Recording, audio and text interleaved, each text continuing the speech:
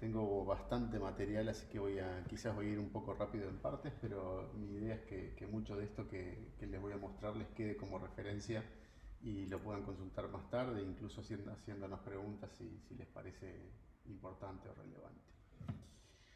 Bueno, vamos a hablar un poco de qué es el DNSSEC. El servicio de DNS no es otra cosa que el servicio de directorio de Internet. Si bien esta es una imagen un poco antigua, si se quiere, ahí está. Esta es una imagen un poco antigua de cuando los números de teléfono se listaban en una gran libreta donde estaban todos los nombres de las personas que vivían en una determinada ciudad con su número telefónico. Y eso tenía un orden, que era un orden alfabético por apellido, y eso lo hacía sencillo de buscar si uno conocía el nombre y prácticamente imposible de buscar si uno solamente conocía el número de teléfono. Este paralelismo es muy interesante porque se copia o se replica bastante bien en lo que es el DNS y ahora después lo van a entender por qué. Los servicios de directorio son en general eso, bases de datos que son sencillas y muy rápidas y muy eficientes para buscar en una dirección y no necesariamente hacen un gran esfuerzo por tener la búsqueda inversa. Esto es importante porque nos va a permitir aplicar un diseño en el servicio de DNS que va a permitir tener una infraestructura distribuida en todo Internet de una manera súper eficiente y escalable, sobre todo. Una de las grandes preocupaciones, ustedes saben, en todo lo que se hace en Internet es tener protocolos, servicios que sean escalables, que sean capaces de crecer desde unos pocos usuarios a veces millones, decenas, incluso cientos de millones de usuarios. Entonces, ¿qué es el DNS? El DNS, bueno, vamos a entender un poco cuál es el problema que viene a resolver, cuál es su arquitectura y algunos aspectos de seguridad. Esto es bastante material para cubrir en una hora, pero vamos a tratar de avanzar lo más rápido posible. Entonces, ustedes saben que el protocolo IP, que es el protocolo en el cual nos permite comunicarnos en Internet, es el que mandamos paquetes de un lado para el otro y es el mecanismo por el cual se intercambia información entre sistemas conectados a Internet, define direcciones numéricas, o sea, los campos de bits, esos que están en los encabezados de direcciones, tanto por versión 4 y por versión 6, a los efectos de este análisis es lo mismo. Si bien nosotros las expresamos como strings, como el 1.2.3.4 o cosas como 2001 DB8 2.2.1, a los efectos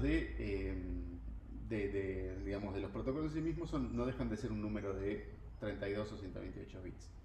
Trabajar directamente con estas direcciones, más allá de que le busquemos una notación amigable, siempre fue inconveniente. No es que es una cosa reciente, desde los albores de la Internet, principio de los años 70, trabajar directamente con las direcciones era bastante inconveniente para establecer conexiones entre sistemas. Fundamentalmente porque primero las personas nos dificulta bastante acordarnos de esos números, pero notablemente por un tema técnico también, por el hecho de que un sistema conectado a Internet generalmente presta múltiples servicios.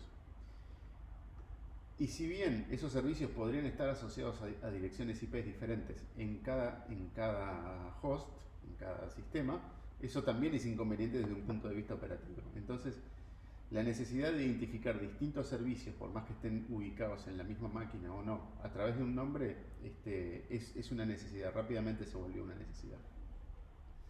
En los albores de Internet no existía como tal un protocolo de resolución de nombres. Lo que existía era un mecanismo que se conocía como el archivo hosts, que si ustedes han trabajado con cualquier sistema Unix moderno, todavía pueden ver los fósiles de ese archivo hosts en un archivo que es el /etc/hosts. Ese archivo, que hoy, si ustedes van y abren el que tienen ustedes en su máquina ahora, tiene menos de 10 líneas y generalmente tiene una línea sola. En los albores de Internet era un archivo que tenía cientos, llegó a tener miles y quizás en algunas decenas de miles de líneas, donde lo que había era una tabla que decía el nombre de host y la dirección IP, y más nada. Ese archivo de host estaba disponible por FTP en un sitio central, en una determinada máquina, y se suponía que cada máquina conectada a Internet periódicamente, una vez por día, cosas por el estilo, tenía que hacer un FTP y bajarse la versión nueva de ese archivo de hosts.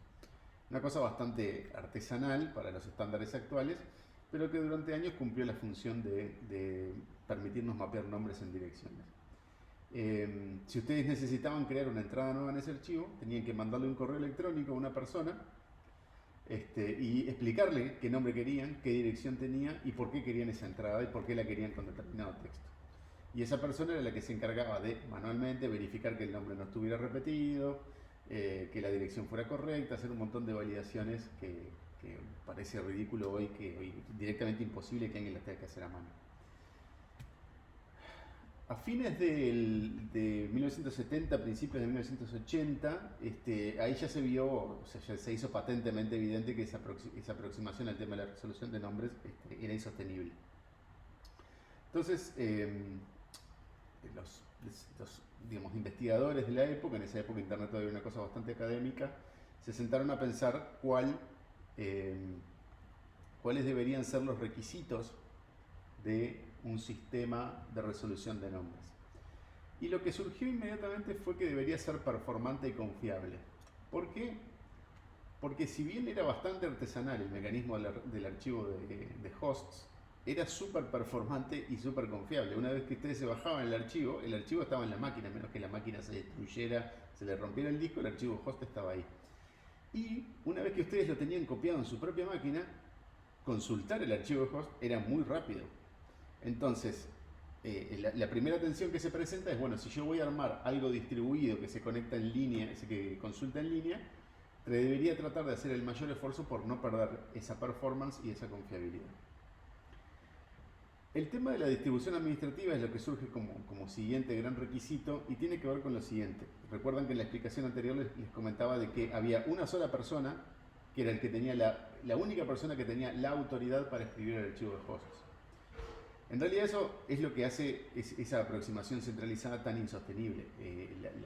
Las organizaciones participantes en Internet les gusta mucho su autonomía, les gusta mucho poder crear sus etiquetas, sus nombres, manejar su direccionamiento. De hecho, manejar su direccionamiento era algo que ya podían hacer.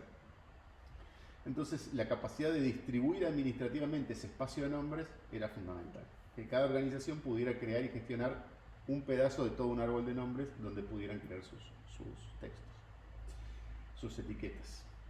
El espacio único es un concepto un poco más sutil, si se quiere, que es que, bueno, que todos tengamos la misma noción de qué nombres hay creados en Internet. Es decir, que todos veamos los mismos dominios, por ejemplo, adelantándome el uso de un término. Y el otro que les comentaba era la señalización de servicios, atendiendo al hecho de que un sistema puede alojar múltiples servicios, es bueno y necesario que cualquier mecanismo de directorio, de nombrado de hosts, lo soporte. Bien.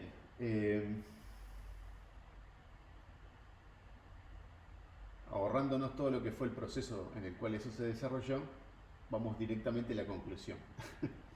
La arquitectura del DNS, tal como se definió, tiene que ver, como les decía, con una base de datos distribuida. Es decir, es una base de datos que debería representar un espacio único de nombres, pero que dentro de ella podemos crear divisiones administrativas donde distintas organizaciones pueden gestionar una parte de ese espacio de nombres. Esos bloques o esos espacios distribuibles administrativamente para darle a distintas organizaciones que creen sus etiquetas son los que vamos a llamar zonas. Esas son las famosas zonas de DNS. Son regiones, hojas, espacios de ese directorio donde cada organización puede crear sus registros. Y los registros van a ser la entidad que efectivamente representa información. Esta es una terminología que es común con la de la base de datos, no les debería llamar la atención. Y los registros, acuérdense que esta no es una base de datos común y corriente, es un servicio de directorio, es decir, hay una dirección en la cual las consultas se hacen, una dirección en la cual los mapeos se realizan, y son siempre de la siguiente forma: son un nombre en algo, un nombre en una dirección IPv4 y IPv6, un nombre en un servidor de mail, un nombre en un servidor de DNS. Entonces fíjense que acá, voy a de vuelta a tratar de hacer dibujito. Acá. Fíjense que siempre tengo un nombre, que ahora vamos a ver qué características puede tener ese nombre. Tengo acá esta flechita, que es lo que me da la semántica, y ahora les voy a contar qué es eso. Y después tengo algún tipo de campo de información, que puede ser una dirección, hiperversión 4 y hiperversión 6, puede ser un servidor de mail, puede ser un servidor de DNS, pueden ser muchas más cosas, estas son las más comunes. En el caso del servidor DNS, este es un concepto muy particular, que es el concepto de delegación, que es fundamental porque es lo que nos va a permitir construir la estructura del directorio. Entonces, esta flechita, que le decía que es lo que me da la semántica del mapeo, es lo que le vamos a llamar el tipo del registro. Cada registro va a tener un tipo, que es la semántica del mapeo, que me dice, bueno, este nombre en realidad se está mapeando en algo que debería ser una dirección, este nombre se mapea en algo que debería ser un servidor de mail, etc. El directorio, tal como lo vamos a construir, es un árbol. Es un árbol invertido, que es una estructura que aparece por todos lados en todo lo que es ciencia de la computación, ustedes lo saben. Porque nos permite representar muchas de las propiedades que describimos anteriormente fácilmente. Es decir, el árbol invertido va a tener una raíz, que es una zona particular, la zona raíz. Después va a tener zonas en un nivel, zonas en el siguiente nivel, zonas en un nivel aún más bajo. Ya cuando nos vamos a cómo se implementó esto en Internet, lo que está directamente debajo de la raíz es lo que se conocen como los TLDs, o los Top Level Domains, los dominios de nivel más alto. De estos, todos ustedes están familiarizados con dos grandes clases de TLDs, que son los genéricos, por ejemplo el .com, .net, .org, y lo que son los de país, .ui, de Uruguay, .ar de Argentina, .do, Dominicana, .mx de México, y todos los que ustedes se imaginen. Debajo de eso tenemos los que llamamos dominios de segundo nivel, por ejemplo la gnic.net, mi correo electrónico, es un dominio de segundo nivel. En el caso del UI, es uno de los dominios que, bueno, ahora lo están no dejando de usar, pero quizás no dándole tanto énfasis. Es uno de los dominios de país que tenía dominios de segundo nivel genéricos. Esto era una cosa bastante común anteriormente. Por ejemplo, existe el edui debajo como existe un edu en la raíz, hay un edui debajo de Uruguay. Y, por ejemplo, un dominio de tercer nivel podría ser el FING-EDUI, que fue la universidad donde yo estudié. Esta estructura de árbol, ahora van a ver qué es lo que nos permite hacer cosas bastante interesantes con lo que tiene que ver con cómo consultar el directorio. ¿Cuál es la estructura de un nombre de dominio? La estructura de un nombre de dominio es cómo se representan esas etiquetas en este espacio de nombre. Y estas etiquetas se van a representar de la siguiente manera. Cada nivel, separado por un punto, ¿sí? Y entre puntos voy a tener una etiqueta. Hay determinadas restricciones para las etiquetas, hay un largo máximo que son como 60 y pico de caracteres, y hay una cantidad máxima de etiquetas que son como 256 o 128, una cosa así. Eso es un número muy grande. Imagínense lo aburrido que sería escribir un dominio de 128 niveles. Pero lo que ustedes van a ver, esto es casi que lo más largo que pueden llegar a ver. Alguna gente le pone un nivel más acá, pero es bastante extraño.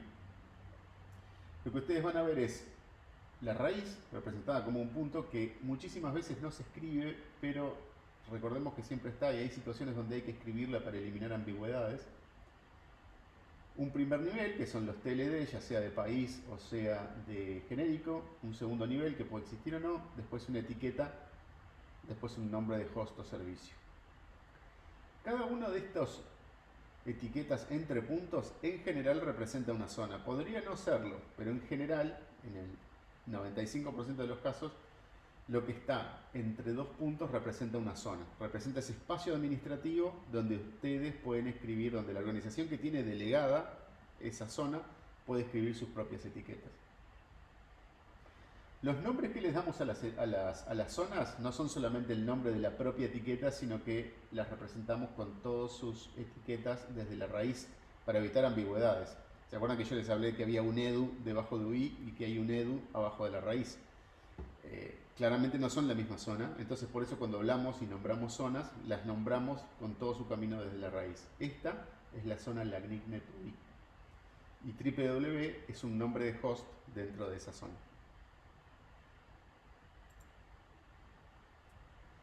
Bien.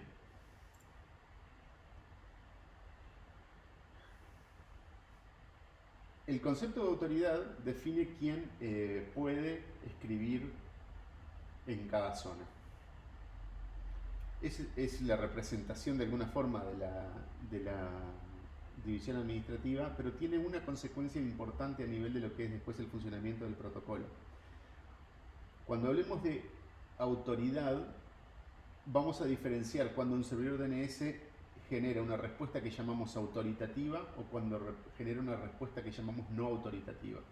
Y esto es bastante importante por lo siguiente. Cada zona, la división administrativa del DNS dice que cada zona se delega a un servidor. Es decir, las zonas van asociadas a servidores que las resuelven. Esos servidores son los que conocemos como autoritativos. Son los que conocen de primera mano, porque los tienen configurados, los registros que necesitamos representar en determinada zona. Si yo le pregunto por DNS, por un registro a un servidor para una zona para el que él es autoritativo, la respuesta va a ser autoritativa. Pero podría ocurrir que yo le pregunto a otro DNS que no es autoritativo y también me responde. Esa respuesta no es autoritativa y viene generalmente, siempre, de un caché local que tiene ese servidor. Esos cachés son fundamentales porque responden a la otra necesidad de implementación del DNS, que es la necesidad de tener muy buena performance. Siempre que los DNS puedan, me van a responder con lo que tienen en su caché, pero debemos tener presente cuando una respuesta no es autoritativa porque me está dando una información que está potencialmente desactualizada. Ese es un dato fundamental y tarde o temprano, en el transcurso de la operación de Internet, ustedes se chocan con el hecho ese de que a veces hay respuestas DNS que están almacenadas en servidores intermedios. Los registros, bueno, como les contaba, tienen un tipo. Por ejemplo, el registro A es el registro que mapea direcciones y versión 4. Hay un registro 4A, que es el que mapea direcciones y versión 6. El registro NS, que es el que mapea servidores DNS, es el que se usa para delegar. MX son los servidores de mail. PTR son las consultas reversas, que después voy a hablar un poquitito. TXT son simplemente etiquetas textuales que uno puede poner.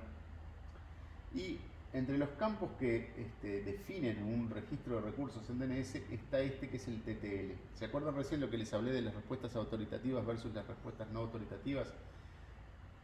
Cuánto un servidor DNS se puede guardar en su caché local un registro está regulado por el TTL que expresa el servidor autoritativo. Yo cuando configuro una zona en un servidor autoritativo, una de las cosas que le digo para configurarla es cuál va a ser el TTL de los registros, el time to live en segundos de los registros. En este ejemplo que les estoy mostrando acá, estoy haciendo una consulta con una herramienta muy común que se llama dig, en la cual estoy preguntando por el registro A de la etiqueta www.alemi.net y acá lo que me está devolviendo es cuál es la dirección que está mapeada ahí, 203.14.184, y cuál es el TTL de esa respuesta. Esta respuesta, desde ya les adelanto que es una respuesta que no fue autoritativa, por eso me muestra este valor. Y ahora les voy a mostrar una cosa, si puedo, espero que se lea adecuadamente. Voy a agrandar un poquito el font de esa terminal, porque quiero ilustrarles bien la diferencia entre algo autoritativo y no autoritativo.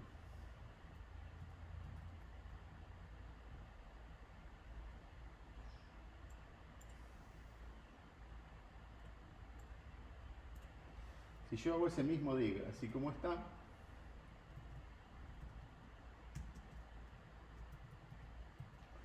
voy a hacer una un poquito distinta.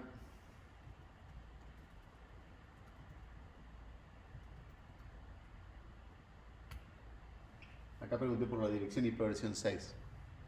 Verán que también me devolvió un TTL con un número extraño, 5768 segundos. Fíjense que si yo repito la misma consulta, ¿qué es lo que pasa? Me devuelve un número que es levemente menor. Y la diferencia, créanme, que es la diferencia en segundos entre que yo hice esta consulta e hice esta otra.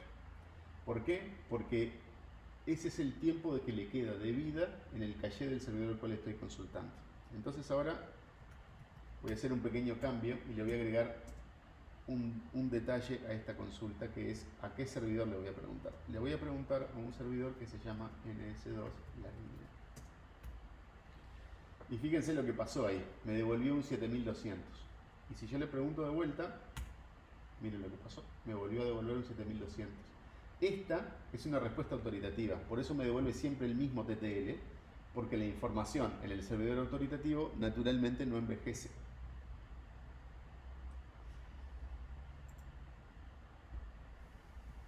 Bueno, un servicio de directorio me es útil en la medida que yo pueda hacer búsquedas en él. Y la estructura de árbol del DNS es una estructura que me permite tener un algoritmo de búsqueda muy simple y que funciona muy bien. Y es el siguiente. El árbol invertido tiene un nodo que todos lo conocen, que todos saben que existe, que es la raíz. Todos los nodos participantes, todos los clientes participantes en el DNS saben que el DNS es un árbol y saben que el árbol necesariamente tiene una raíz. No saben más nada que eso. No tienen por qué saber que existe algo llamado COM, que existe algo llamado NET o que hay un país en el Caribe que es la República Dominicana. No tienen por qué saber nada de eso. Lo único que saben es que existe la raíz. El árbol, a su vez, es una estructura de datos muy interesante porque yo puedo definir distintos tipos de orden o de ordenamiento en el árbol. El orden más fácil es, bueno, las cosas que están en un segundo nivel vienen después que las que están en un primer nivel. Yo incluso podría definir ordenamientos dentro de cada nivel, pero eso en DNS no ocurre. En otros protocolos sí. Entonces, si yo lo único que conozco es la raíz, yo lo que voy a hacer es, todas mis consultas DNS van a arrancar preguntándole a la raíz cosas. Ahora después les voy a mostrar un poquito cómo, pero sepan de que yo siempre sé, cuando participo en el DNS, sé que existe una raíz y sé dónde está. Cuando digo sé dónde está, me estoy refiriendo que sé qué direcciones IP tienen los servidores que resuelven por la raíz. El otro conocimiento fundamental para poder implementar búsquedas en esto es que cada nivel, cada nodo, en realidad más que cada nivel, es cada nodo, o sea la raíz, pero también el NET, también el UI, conocen qué es lo que cuelga de ellos. Ese cuelga de ellos es lo que llamamos delegaciones. Saben qué es lo que hay delegado debajo de ellos. Armado de esas dos cosas, el DNS es capaz de resolver cualquier nombre por cualquier participante sin tener que distribuir información entre nodos. Salvo, ¿qué cosa? El único conocimiento estático que necesito es dónde está la raíz. Ese es el único conocimiento estático que necesito para poder empezar a hacer búsquedas en DNS. Ese dónde está la raíz se distribuye, ya les digo, de manera estática en un archivo de texto que ustedes se lo pueden bajar de internet si quieren estar seguros que están usando el último, pero cuando ustedes instalan el servidor DNS, ese archivo ya viene como parte del software que ustedes instalan. Por eso seguramente nunca prestaron atención a que eso está por ahí. Entonces, esta resolución de nombres en Internet, la resolución más general de nombres en Internet, es lo que le llamamos resolución recursiva. Y la razón por la cual es recursiva es porque tengo que ir iterando, haciendo lo mismo varias veces. Entonces, si yo quiero resolver, si tengo un cliente que lo que quiere es resolver el registro 4A, o sea, anda buscando la dirección IP versión 6 de la etiqueta www.lacnic.net, lo que va a empezar es preguntándole por el 4A de lacnic.net a la raíz. La raíz le va a decir, la raíz le va a decir que él en realidad no sabe qué es eso, pero sí sabe qué cosa. Sabe dónde está .net.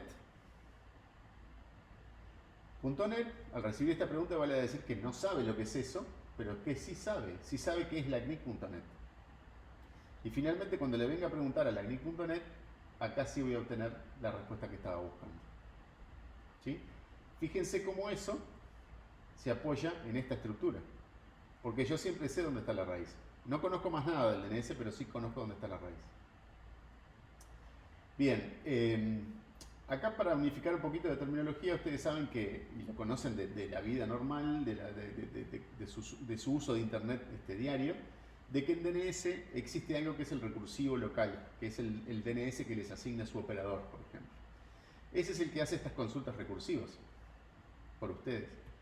También sabrán que hay gente que usa el cuádruple 8 de Google como recursivo, pero bueno, generalmente la estructura se mantiene más o menos así. Un resolver local. El resolver local es una pieza de software que corre en cada dispositivo que hace consultas DNS. Y bueno, después están en Internet los otros servidores autoritativos, que son los que, en el ejemplo serían, por ejemplo, el servidor de lacnic.net y el servidor de el servidor de .net y el servidor de lacnic.net. El caché, como les decía, es el elemento por el cual le damos o resolvemos la mayor parte de los problemas de performance del DNS que tendría el DNS comparado con la vieja aproximación del archivo hosts, en situaciones donde debo salir a consultar internet y no tengo la información localmente. Lo que hacen es que los servidores intermedios, los recursivos, es guardarse toda la información que van aprendiendo de las consultas recursivas que reciben y de las preguntas que ellos hacen, guardárselas en un caché. La siguiente vez que le voy a preguntar, me va a responder lo que sepa del caché. ¿Hasta cuándo? ¿Hasta cuándo me va a responder eso? A ver. Ya nos pasamos. Pero me va a responder lo que tiene el caché hasta que este tiempo llegue a 0. Si yo me quedara 5.279 segundos más haciendo esto mismo, en algún momento van a ver que ese contador llega a 0 y se reinicia 7.200 de vuelta. ¿Por qué? Porque en ese momento mi servidor recursivo local le volvió a preguntar al servidor autoritativo. Bien, algunos comentarios sobre el protocolo de DNS. El protocolo de DNS tiene algunas propiedades muy notables que hacen que básicamente haya permanecido con muy pocos cambios desde los principios de los años 80 hasta ahora. Y es que está diseñado de una manera modular y con componentes que juegan juntos, pero que son bastante intercambiables entre ellos. Entonces, en el protocolo DNS lo que ustedes van a ver es que tenemos un modelo mental, si quieren, o un modelo abstracto de lo que es el protocolo, que es esto que a mí me gusta dibujarlo como una caja con secciones. Imagínense una caja que tiene divisiones donde ustedes pueden colocar papeles o carpetas dentro de cada una de esas secciones. Imagínense que cada una de esas carpetas es una zona o es algo, pero que tienen una división clara, que la caja completa es la consulta de DNS. Cada una de estas cajas, de estas secciones, ustedes lo que tienen es una lista de registros. Eso es lo que va en cada sección, con la única excepción de la sección de header, que ahora les voy a comentar un poquito más. En cada una de estas 4 secciones van listas de registros DNS. En la sección de header, de hecho a veces la sección de header a veces se la llama la pseudo sección de header porque no es estrictamente una lista de registros, van una serie de elementos de control del protocolo que son necesarios para identificar consultas y respuestas, para saber, por ejemplo, cuándo una respuesta es autoritativa y cuándo no. Y para identificar, por ejemplo, cuándo una respuesta está truncada, que es una cosa que vamos a hablar un segundo ahora cuando hablemos de transporte. En la sección de question van a ir las preguntas que yo hago, escritas de una manera interesante. Voy a rellenar con una especie de don't care, o sea, de signo de interrogación o X o con lo que quieran, de la forma abstracta, digamos, la parte que no conozco de la pregunta. Y en la respuesta, lo interesante es que el paquete de pregunta y el paquete de respuesta tienen exactamente la misma estructura. En la parte de answer me van a venir las respuestas si las hay. Si la pregunta que hice no tiene respuesta porque estoy preguntando por algo que no existe, eso me va a venir indicado en un flag en el header. Y en las secciones de authority y additional me va a venir información útil en determinados contextos. Acá útil se empieza a poner un poco más escabroso porque en particular para la sección additional, ¿qué es lo que me resulta útil a mí? Es una cosa que va a quedar a decisión o a juicio del servidor al cual le estoy respondiendo. En Authority lo que me van a venir son registros de DNS fundamentalmente, registros NS fundamentalmente, que son los que me dicen dónde está la autoridad de lo que estoy preguntando, que tiene que ver con esta consulta recursiva. Me va a permitir, la sección Authority va a ser particularmente útil porque me va a adelantar pasos.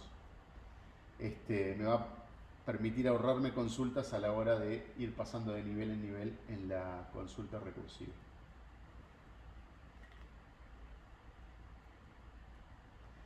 Después hay otro elemento que es el Wire Protocol, que es, recuerden que esto es lo que les mostraba de la cajita con secciones, no deja de ser un modelo abstracto del protocolo. Después en algún momento tengo que traducir eso en una tira de bytes y representarlo en un paquete IP. El Wire Protocol es un conjunto de reglas de codificación se llaman, que son las que me permiten, dada la especificación abstracta de una consulta DNS o de una respuesta DNS, representarla en bytes.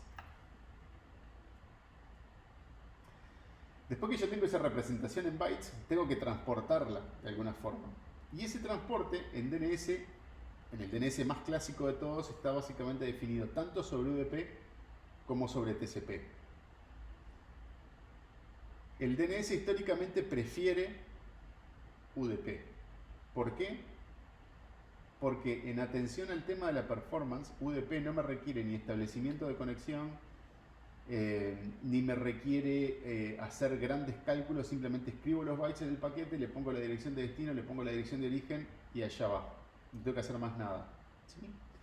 Tiene algunas debilidades esto en el sentido de que, no, bueno, ustedes saben que no tengo control de errores ni nada de eso. Pero que necesito de alguna forma asociar, cuando yo hago una pregunta, saber cuándo una respuesta UDP corresponde a una determinada pregunta que hice. Esa asociación se hace a través de este campo, que también es parte de la pseudosección del header, que es una identificación numérica. Es decir, yo cuando hago una pregunta le pongo al paquete un número en ese encabezado, y el servidor cuando me responde me va a respetar ese número. De esa manera yo como cliente voy a poder asociar una cosa con otra. Dentro de las limitaciones del UDP como protocolo de transporte, tengo que el tamaño máximo que está definido en la especificación original del protocolo son 512 bytes. Esto viene de los orígenes tan antiguos del DNS. Esto recibió una revisión hace algunos años, hace como 10 años ya, pero incluso hasta el día de hoy por ahí hay algunos servidores que no lo soportan del todo bien, que se llama el EDNS 0, que entre las cosas que especifica que los paquetes UDP de DNS pueden llegar a tener hasta 4096 bytes. ¿Por qué? Porque de esa manera podemos incluir muchas consultas y respuestas mucho más grandes dentro de un paquete UDP, que es muy conveniente. Recuerden que es muy conveniente el uso del UDP en DNS. Ahora, los diseñadores, sabiendo que no todas las respuestas iban a poder ser acomodadas en UDP, definieron también el transporte sobre TCP. En TCP sí tengo establecimiento de conexión, no tengo limitaciones de tamaño porque es un stream de bytes que van y vienen hasta que yo cierro la conexión. Y es lo que sí es más costoso en términos de procesamiento, en términos de establecimiento de conexión. Acuérdense que el TCP paga una penalidad en establecimiento de conexión en la cual hay dos RTTs, o sea, dos idas, una ida y una vuelta en tiempos, que pueden llegar a ser 200 milisegundos o más incluso, en las cuales en realidad no está pasando nada salvo el establecimiento de la conexión. No son útiles para transmitir información. ¿Cómo me voy a dar cuenta que necesito usar TCP? Bueno, puedo usar de entrada TCP. Nada me impide hacer una consulta directamente por TCP y el servidor me va a responder por TCP. Pero hay un mecanismo de failover de uno al otro en el cual, cuando yo hago una pregunta por por UDP, pero la respuesta no entra en 512 o en 4096 bytes, el servidor me puede decir que la respuesta que va es una respuesta truncada. La respuesta truncada quiere decir que había más datos que no me están llegando. Entonces el cliente puede simplemente ignorar ese y quedarse con la respuesta truncada, pero lo usual es que el cliente reintente la consulta a través de TCP, porque sabe que hay más información que no recibió. Hay más transportes para DNS. De hecho, últimamente han surgido muchos. De hecho hay más de los que yo les pongo acá, pero hay dos que me parece particularmente relevante nombrarlos, si bien no voy a entrar en detalle de ninguno de ellos, que son DNS sobre TLS y DNS sobre HTTPS. Suena raro cuando lo ven así, pero está definido que se puede transportar el protocolo DNS sobre TLS, es decir, sobre TLS, y TLS implica el uso de TCP, ¿verdad? O sea, en definitiva es un DNS sobre TLS sobre TCP. ¿Por qué? Para proteger la privacidad de las consultas en sí mismas. ¿Sí? Si bien la información de las zonas es información pública, lo que no necesariamente es público y debe ser respetado en su privacidad es lo que cada uno de nosotros le preguntamos al DNS. Porque en definitiva, los sitios que visitamos y los servicios que consumimos en Internet dicen mucho de nosotros mismos, de nuestras necesidades, de nuestros eventualmente problemas. Entonces, preservar la privacidad de las consultas es mucho más relevante que preservar la privacidad de las zonas, por ejemplo. HTTP es un poco lo mismo, los dos fuerzan el uso de TCP, pero la gran virtud que tienen es que permiten cifrar el contenido del tráfico, de tanto de preguntas como de respuestas. Yendo ya a hablar un poco de la parte de seguridad, hay una serie de cosas a cuidar en DNS, algunas que están muy bien resueltas, que, bueno, son riesgos, pero están muy resueltos, que es, bueno, la transferencia de zonas, que es un proceso que ocurre, por ejemplo, entre los servidores maestros y los servidores esclavos, que tienen que ver con cuando uno le da redundancia a un sistema de DNS en el cual tiene múltiples servidores por zona. Hay uno que es el primario y otros que tienen copias de la información.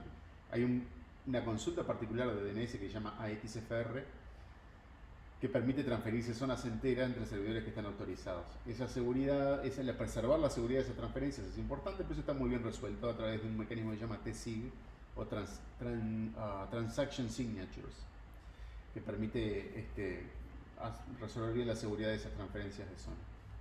Pero hay un problema, que ahora se los voy a describir con unos dibujitos, que tienen que ver con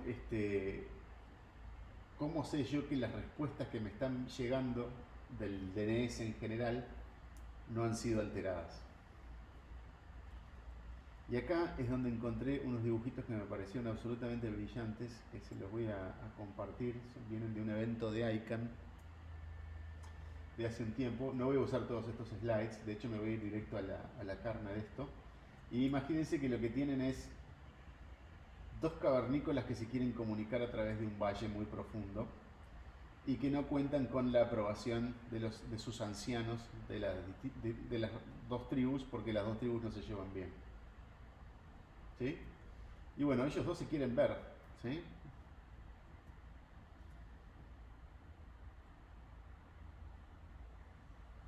Ellos descubrieron que se pueden comunicar a través de señales de humo, como hacían antiguamente. Ahora bien, lo empiezan a hacer. ¿Sí? Se comunican, como no se pueden visitar muy frecuentemente, se empiezan a comunicar con señales de humo. Pero ¿qué pasa? Un día uno de los ancianos de las tribus se da cuenta de que en realidad se estaban comunicando sin autorización y ¿qué empieza? Les empieza a interferir las señales de humo. ¿Por qué? Porque les hace otro fuego al lado y empieza a hacer otras señales. Entonces el que está del otro lado no sabe a qué señales hacerles caso. Pero qué idea brillante tienen estos cavernícolas. Descubren de que hay un polvo en una de las cuevas que pueden utilizar ¿para qué? Para colorear el humo, sin que los ancianos lo noten. Entonces, este resultado final es fantástico porque ¿qué? Nos da la idea de que justamente introduciendo algo en mis señales de comunicación, algo que solo yo puedo generar, porque solamente las dos partes que se quieren comunicar tienen el polvo azul, y la introduzco en mi fuego, el que está del otro lado allá saludando con la mano, acá, sabe a cuál de las dos señales de humo debe hacerle caso. Esta historia es buenísima y hay incluso una pequeña obrita de teatro que no sé si de la que existirá video, pero ya les digo, es una explicación que me parece muy, muy gráfica. Entonces, en el tiempo que me queda, les voy a tratar de contar un poco de cómo se genera ese polvo azul para introducir en el DNS. Bien, el polvo azul no es otra cosa que esto. En la era moderna el polvo azul son firmas digitales. En casi cualquier protocolo que lo que busca es protegernos de estas dos cosas, de corrupción de datos, corrupción o alteración de datos, y del spoofing de las respuestas, es decir, el envío de respuestas engañosas, nuestro polvo azul va a ser casi siempre la introducción de firmas digitales. Puede haber alguna otra técnica, pero la técnica preferida es sin duda la introducción de criptografía. Este documento, el RFC 3833, es muy interesante porque hace un análisis mucho más profundo que que yo hice acá muy rápido, de cuáles son las vulnerabilidades y cuáles son las amenazas sobre el sistema de DNS. ¿Cómo voy a hacer para introducir esas firmas digitales, ese polvo azul dentro del DNS? Acá viene otra de las cosas notables del DNS, que es lo puedo hacer sin tener que reinventar el DNS. DNSSEC no es un protocolo nuevo, es un conjunto de extensiones. Y esas extensiones, ¿cómo se manifiestan? Acuérdense del modelo abstracto del paquete que yo les contaba, en el cual tengo las secciones y tengo el encabezado. Bueno, voy a actuar sobre eso. ¿Y qué es lo que voy a introducir? Nuevos tipos de registros. Y voy a introducir algunos flags de control que van a ser necesarios. Entonces, voy a tener unos registros. Acá, los registros son información que va en la zona, de la misma manera que va el MX o que va el 4A. Voy a tener un registro, por ejemplo, DNSKey, que me va a permitir representar claves públicas, obviamente las claves privadas me las voy a guardar. Voy a tener un registro RRSig, que es el registro donde va la firma propiamente dicha. Acuérdense que el uso de una clave es para generar una firma. Y literalmente el RRSig es mi humo azul. ¿Sí? Es lo que me colorea el humo. El RRSig es lo que me colorea el humo. Los registros DS, si ustedes recuerdan la estructura del árbol en la cual tengo una delegación, la delegación es una cuestión clave que yo necesito estar seguro que está ocurriendo de manera segura. Y el registro DS me va a permitir hacer eso. Es el humo azul para las delegaciones. Me va a permitir estar seguro que la delegación de una zona a una zona hija está ocurriendo de manera segura. El TSIG ya se lo nombré, que es para los secundarios. Entonces bien, no es un nuevo protocolo, hay una serie de extensiones al Wire Protocol y no se los nombré en el slide anterior, pero hay algunos flags que tienen que ver con la validación de las firmas. Ya les comenté de los registros. Acá tienen la terminología que quiere decir cada uno.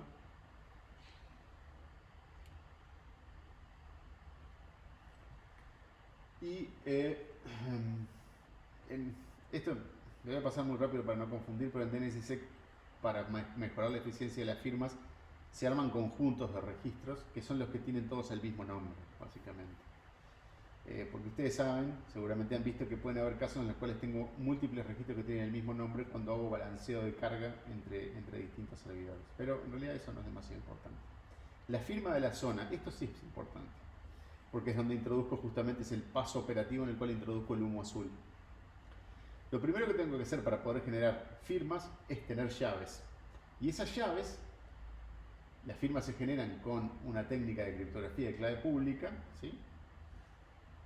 Lo que tengo que hacer es generarme al menos un par de claves, una pública y una privada. La privada es privada, me la voy a guardar. La pública es necesariamente pública y tendría que publicarla de alguna forma. ¿Y cuál es el DNS? Me da la herramienta perfecta para hacer lo que es la propia zona. Yo agarro la propia zona y escribo en ella un registro DNSKey donde está la parte pública de la clave con la que se generan las firmas.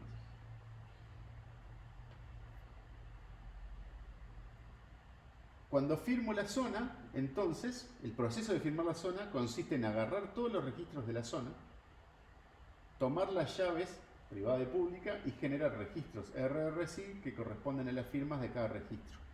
Y la zona firmada es el conjunto de los registros de la zona más sus correspondientes firmas. ¿Sí? Entonces, este ejemplo que tienen acá es la misma consulta que habíamos hecho antes, www.lami.net, con un flag adicional, que es este más DNSSEC. Cuando yo le digo al dig más DNSSEC, lo que le estoy haciendo es que él prenda un flag en la consulta que dice que me interesa a mí como un cliente saber qué información de DNSSEC hay en el servidor. Esto no implica validación, ¿sí? Solamente estoy pidiendo saber qué información hay en DNSSEC, en DNS sobre este registro. Y acá lo que me vuelve es el mismo registro que ustedes ya habían visto antes, el que apunta a 203.14.184, más toda esta cosa que está acá, in, RRSig y una serie de parámetros que tienen que ver con la vigencia de las firmas y un block binario, que es este de acá, que es ni más ni menos que la firma misma, ¿sí? La firma, todas las operaciones criptográficas son operaciones numéricas que terminan en un número y ese número tengo que representarlo de una manera que se pueda guardar en DNS.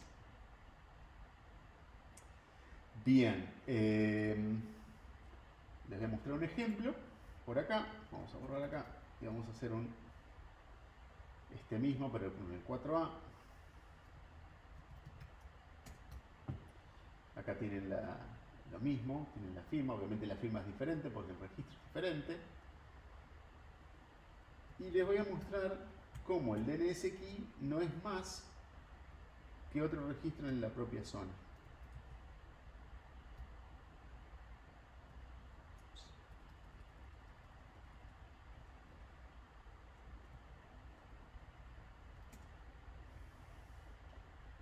les explico lo que tuve que hacer. Yo estaba haciendo, miren lo que yo estaba haciendo. Yo estaba haciendo esto, estaba preguntando por www.lakey.net. Pero no hay un DNS key para www, porque el DNS key está asociado a la zona y no a cada registro individual. Entonces, yo que estaba haciendo esto, y funcionaba, cuando hice esto, no me anduvo más. ¿Por qué? Porque ese registro para ese nombre no existe. Lo que tengo que hacer, entonces, es sacarle el www y dejar solamente el nombre de la zona. Y acá sí, no me entran porque tengo varias claves. En el slide anterior, no sé si lo llegaron a observar, decía que cada zona puede tener múltiples claves. Acá tienen las claves con las que se están generando firmas, ¿sí? Y sus correspondientes claves y sus correspondientes firmas, porque los registros DNS key son registros como cualquier otro y por lo tanto se firman. Se firman también. De hecho, a ver si podemos tener un poquito más limpio sin este. Ahí está, ahí tengo solamente las dos claves, ¿verdad? Las claves, como les decía, también es una cuestión numérica. Tengo acá la representación textual de ese blog binario. Bien, siguiendo entonces, una vez que están creadas, ¿cómo se verifican las firmas? Sin entrar de nuevo en detalles de criptografía, pues podríamos hablar una semana del tema, la verificación de firmas consiste en repetir la operación matemática que se utiliza para generar las firmas en primer lugar y comparar los resultados. Es decir, el cliente que valida repite el algoritmo de generación de las firmas tal como lo ejecutó el servidor y compara los resultados. Compara la firma que él ve con la firma que él cree que debería ser, la que él calculó. Y naturalmente esas cosas tienen que coincidir. Si no coinciden, es donde me salta la alarma de alguna forma de que la información ha sido alterada en algún sentido. No puedo decir en qué sentido ha sido alterada, ni qué es lo que falta, ni qué es lo que sobra, ni qué es lo que es diferente. Lo único que puedo estar seguro es que algo pasó. Y ese algo pasó me lleva a seguramente descartar esa información porque no la puedo validar. Y me queda un paso, que es el de la cadena de confianza, que tiene que ver con las delegaciones. Ustedes se acuerdan de lo que hablamos de que los registros NS son los que unen un nivel del árbol con el nivel inferior. Yo necesito un mecanismo para también firmar ese paso de la delegación. Y eso lo hago con el registro DS. ¿Sí? El registro DS es un registro que es curioso porque refiere a una zona, pero no va en la propia zona, sino que va en la zona padre.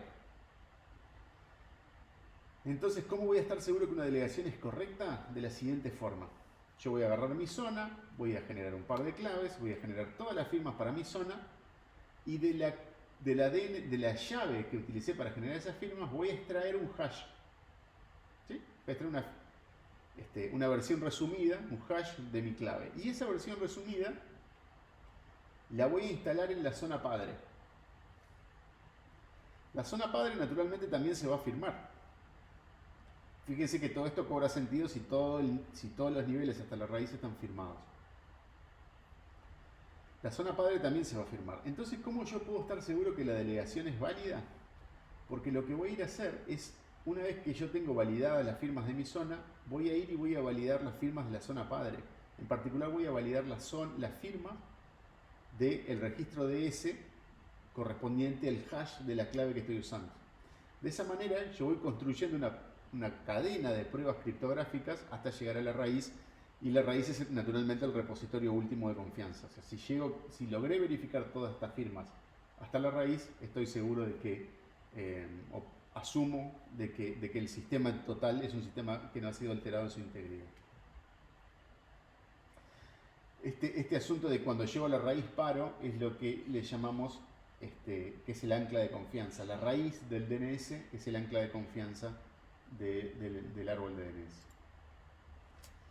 Acá les estoy mostrando, y acá ya vamos dándole un cierre a la charla, les estoy mostrando la salida de una herramienta buenísima que se las recomiendo, que no las voy a mostrar en vivo por la razón de que a veces es un poco lenta. ¿Por qué? Porque hace un montón de trabajo, no es lenta gratuitamente. Es una herramienta que se llama DNSBIS y ustedes le pueden pasar un nombre de dominio y DNSBIS se las va a analizar.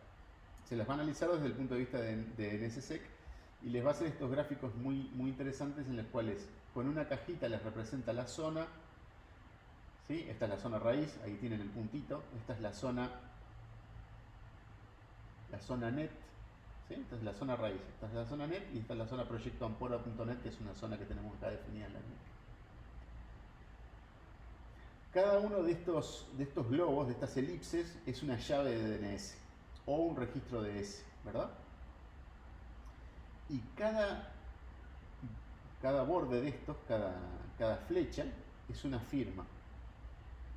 Entonces acá yo les estoy mostrando un caso ideal en el cual está todo verde, en el cual está todo perfecto, todas las firmas validan, todas las firmas se corresponden con todo, pero bueno, esto es una herramienta interesante porque les pinta de colores donde ve un problema, etc.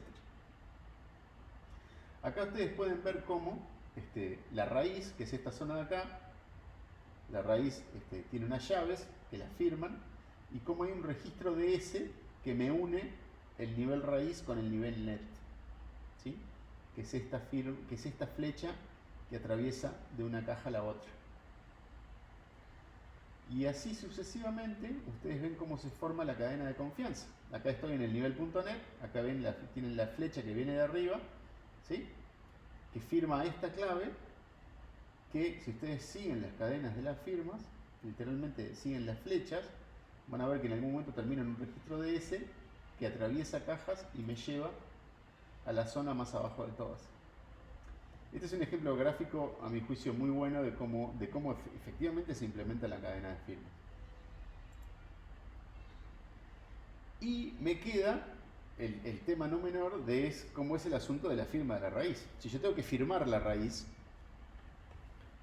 necesitaría de alguna forma verificar la delegación de la raíz, el DS de la raíz. Pero la raíz no está delegada, no viene delegada a ningún lado, porque es la raíz, justamente. Entonces se define un DS para la raíz. Pero ese DS, en realidad se usa directamente el DNS key, aunque se podría definir también, se publica lo que se llama fuera de banda. O sea, no se publica en DNS. Ese es un caso particular que no se publica en DNS. Está publicado en internet, es validable por otros mecanismos. Por ejemplo, se puede bajar de un servidor que tiene HTTPS con un certificado que se puede validar. Hay una versión que está validada con una firma GPG. Y yendo a algunas cosas que dije al principio de la charla, ¿se acuerdan cuando hablé de que hay conocimiento estático que se distribuye con los servidores? Por ejemplo, ¿dónde están los servidores raíz? Las IPs de los servidores de la raíz. Bueno, en el mundo de DNSSEC, este es un elemento que se agrega a ese conocimiento estático que se tiene que compartir fuera de banda con los servidores, que es el registro para validar la raíz. De alguna manera vieron como sobre el final de la charla volvimos al comienzo. Tengo algunos comentarios